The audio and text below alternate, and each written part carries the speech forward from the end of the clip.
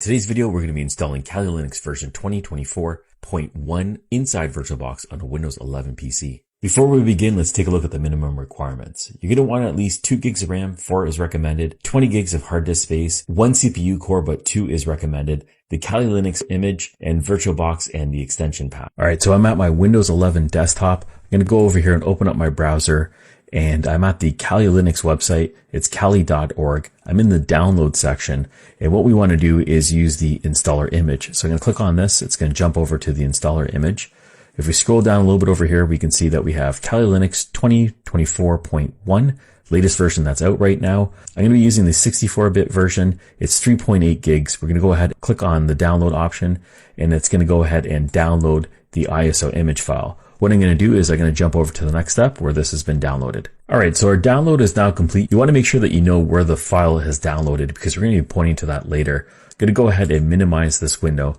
Alright, and now that we have the operating system downloaded, we're going to open up VirtualBox. Inside VirtualBox, I'm going to create a new virtual machine, so click on the new button right over here, and now we're going to give it a name. So I'm going to type in Kali Linux. The folder is going to be fine with me. And the next thing is going to be my image, so I'm going to go over here and I'm going to go into Other, and I'm going to go into my Downloads folder, and I'm going to select the image that I just downloaded. I'll select that, click on Open. We're going to go down over to Hardware. For hardware, we have the RAM at 2 gigs. You can increase this as long as you're in the green space. I'll just go up to 4. I find it runs a little bit smoother with that. CPU cores, you need at least 1, but you can max this out as well. Or you can just gauge it. As long as you stay in the green area, you're going to be fine.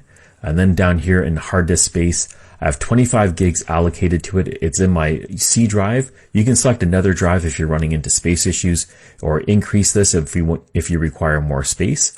Once you have that all selected, you can click on the Finish button. It'll pop up over here on the left-hand side. We can now make sure it's selected and click on the Start button to start the installation. Okay, we're in the User menu right now. We have a few options that we can select over here. We're going to be using the graphical install, so we'll go ahead and select that and hit Enter on our keyboard. Now it's going to allow us to select the language and region settings. I'm going to be using all default settings, but you can select whatever works best for you. So I'll be selecting, for language, I'm selecting English.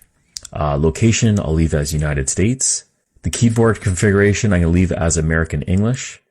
For partitioning method, we're going to use entire disk. And then the drive that we have is our virtual drive. It's the only one listed here.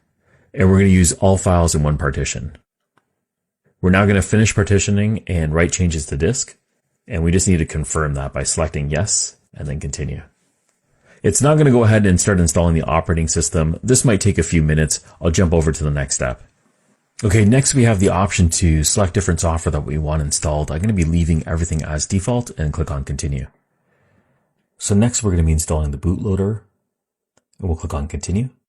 And we're going to be selecting the virtual drive, and we're going to let the installation finish up. Installation is now complete. We can go ahead and click on continue to reboot the virtual machine. Okay, and we're at the login screen. We can now enter in the username and password that we had created during the installation. Alright, and now we're at the Kali Linux desktop. We can go up to the view menu at the top and go into full screen mode, and then click on switch.